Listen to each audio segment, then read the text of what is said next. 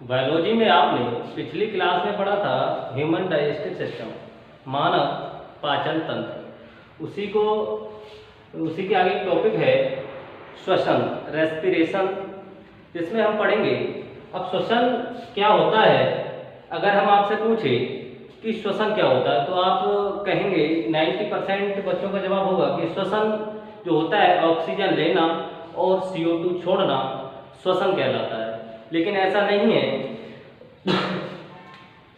अब श्वसन होता क्यों, पहले ये समझे, क्योंकि हमें कोई भी कार्य करना होता है, आपने फिजिक्स में पढ़ा होगा, कोई भी कार्य करना होता है उसके लिए हमें ऊर्जा की आवश्यकता होती है। तो श्वसन के दौरान ग्लूकोज का ऑक्सीकरण होता है, ग्लूकोज का ऑक्सीकरण होता है तो उससे ऊर्जा मुक्त होती है। देखो पहले श्वसन होता क्या है, जैसे मान लीजिए आप सांस जो है वो एयर, हवा जो है, आप सबसे पहली बात क्या होती है वायुमंडल में, एनवायरमेंट में, वायुमंडल में सभी गैसों का मिश्रण होता है, जैसे एयर बोलेंगे या हवा कह सकते हैं। और इस हवा को हमने किसके माध्यम से लिया, सबसे पहले कहां से एंटर करेगी, नोज यानी नाक। नोज के बाद यह ग्रसनी से होते हुए कहाँ जाएगी, ट्रैकिया या विंड पाइप, जिसे हम श्वास नली कहते हैं। श्वास नली कहते हैं। अब इसके बाद यहां से विंड पाइप से ये कहाँ जाएगी, लंग्स, लंग्स जिन्हें हम फेफड़े या फुफ्फुस भी कहते हैं। अब यहां से कहाँ जाएगी, अब यहां तक आने के बाद में यहाँ क्या आई, यहाँ पर जो आई वह सभी गैसों का मिश्रण आया। यहाँ पर ऑक्सीजन भी है, कार्बन डाइऑक्साइड भी है, नाइट्रोजन भी है, हीलियम, आर्गन, जितनी भी गैसें हैं सभी गैसों का मिश्रण लेते हैं हम।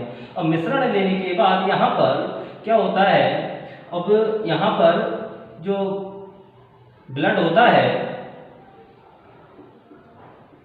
ब्लड, इस ब्लड में ऑक्सीजन तो इस ब्लड में घुल जाती है, और जो अशुद्ध रुधिर होता है जिसमें CO2 की मात्रा अधिक होती है वो इन सभी गैसों के साथ आउट हो जाता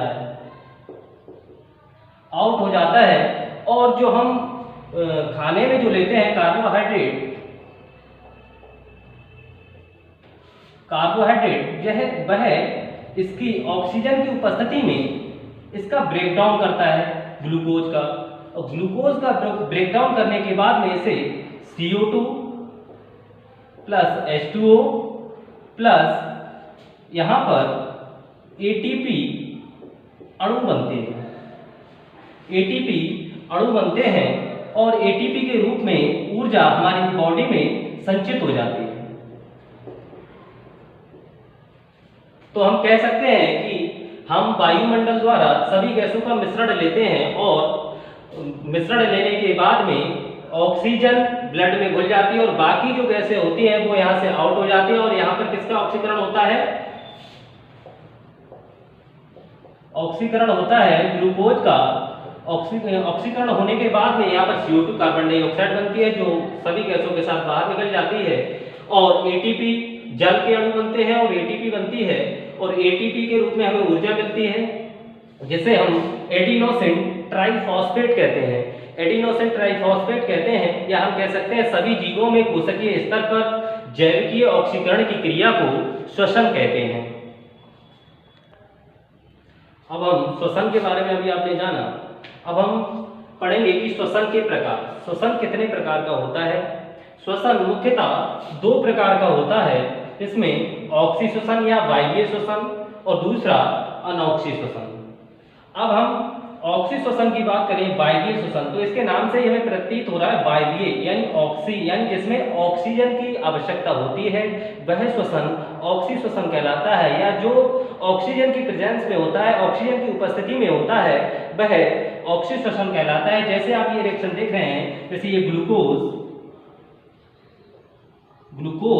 प्लस ऑक्सीजन, यहाँ पर क्या हो रहा है, यहाँ ऑक्सीजन की उपस्थिति में यह क्रिया हो रही है और CO2 का निर्माण हो रहा है प्लस जल का निर्माण हो रहा है, और यहाँ पर 38 ATP अणु 38 एटीपी अणुओं का निर्माण हो रहा है। जो हमारी ऊर्जा है, ऊर्जा के रूप में संचित रहती है एटीपी, ये ऑक्सीश्वसन के अंतर्गत आता है, इसे ऑक्सीश्वसन कहते हैं। अब इसके बाद बात आती है अनॉक्सीश्वसन, एनारोबिक रेस्पिरेशन। इसमें वह श्वसन जिसमें ऑक्सीजन की आवश्यकता नहीं होती या ऑक्सीजन के अब्सेंस में होता है, वह श्वसन अनॉक्सी श्वसन कहलाता है। जैसे यहाँ पर ग्लूकोज जो है, ग्लूकोज का ब्रेकडाउन CO2 टू CO2 अणु बनते हैं और इसके साथ ही एथिल अल्कोहल बनता है और मात्र 2 एटीपी अणुओं का निर्माण होता है और इस प्रकार के श्वसन को अनॉक्सी श्वसन कहते हैं। अब जैसे इसके उदाहरण हैं, ये इसमें एनिमल जैसे जीव जंतु, पेड़ पौधे इसमें जो आते हैं। इस प्रकार का जो रेस्पिरेशन है जीव जंतु, पेड़ पौधे आदि में पाया जाता है और इस प्रकार का रेस्पिरेशन अनॉक्सी श्वसन जो होता है, अनॉक्सी श्वसन की क्रिया जीवाणु, वायरस,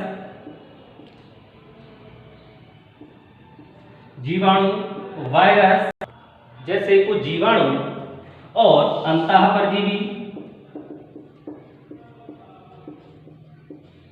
अंतःपरजीवी और कुछ कवकों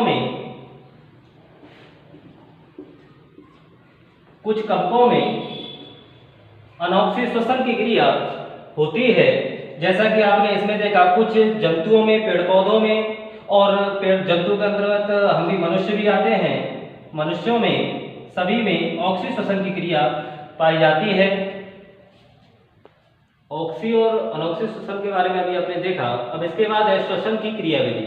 श्वसन की क्रियाविधि में इसमें छोटे छोटे क्वेश्चन आते हैं। ग्लाइकोलाइसिस है, किण्वन है और क्रेब्स चक्र है, ऐसे शॉर्ट क्वेश्चन आते हैं छोटे छोटे। तो हम अब ग्लाइकोलाइसिस के विषय में पढ़ेंगे। ग्लाइकोलाइसिस क्रिया क्या होती है? ग्लाइकोलाइसिस क्रिया जो होती है वह ऑक्सी और अनॉक्सी श्वसन दोनों में समान होती है और इसमें ऑक्सीजन की आवश्यकता नहीं होती और ये क्रिया जो होती है दोनों में समान होती है और इसी को ग्लाइकोलाइसिस क्रिया कहते हैं और ग्लाइकोलाइसिस कहते हैं। जैसे इसमें ग्लूकोज जो होता है, ग्लूकोज की क्रिया होती है, यह क्रिया कोशिका द्रव्य में होती है और कोशिका द्रव्य में होने के बाद ग्लूकोज एक ग्लूकोज से 2 मोल पायरुविक अम्ल बनते हैं और 2 एटीपी यानी 2 एटीपी अणुओं का निर्माण होता है। इस क्रिया को ग्लाइकोलाइसिस क्रिया कहते हैं। अब आपको किण्वन, अभी हमने बताया था कि आपको किण्वन पढ़ना है, तो किण्वन यह क्रिया जो होती है अनॉक्सी श्वसन में होती है। अनॉक्सी श्वसन में यह क्रिया होती है और इसमें क्या होता है, इसमें पायरुविक अम्ल जो होता है, यह उससे आगे की क्रिया है। इसमें पायरुविक अम्ल जो होता है ये ऑक्सीजन की अनुपस्थिति में और ईस्ट में इथेनॉल का निर्माण करता है। इथेनॉल का निर्माण करने के बाद इथेनॉल के साथ साथ CO2 कुछ ऊर्जा मुक्त होती है। इस क्रिया को किण्वन क्रिया कहते हैं। अभी आप क्रेब्स चक्र पढ़ रहे हैं। क्रेब्स चक्र जो होता है ये ऑक्सी श्वसन की क्रिया में होता है और यह जो होता है ऑक्सीजन की प्रेजेंस में होता है। इसमें क्या होता है, इसमें पायरुविक अम्ल जो है ये क्रिया जो होती है माइटोकॉन्ड्रिया के मैट्रिक्स द्रव में होती है। ये क्रिया माइटोकॉन्ड्रिया के मैट्रिक्स द्रव के अंदर होती है जिसमें ये पायरुविक अम्ल जो होता है ये CO2 और H2O में टूट जाता है और इसके बाद एटीपी अणुओं का यानी ऊर्जा का निर्माण करता है और यह क्रिया जो होती है पूर्ण ऑक्सीकरण क्रिया कहलाती है या पूर्ण ऑक्सीकरण क्रिया होती है। इस क्रिया को क्रेब्स चक्र कहते हैं और ये क्रिया माइटोकॉन्ड्रिया की, मैंने बताया था आपको, माइटोकॉन्ड्रिया के मैट्रिक्स द्रव में होती है।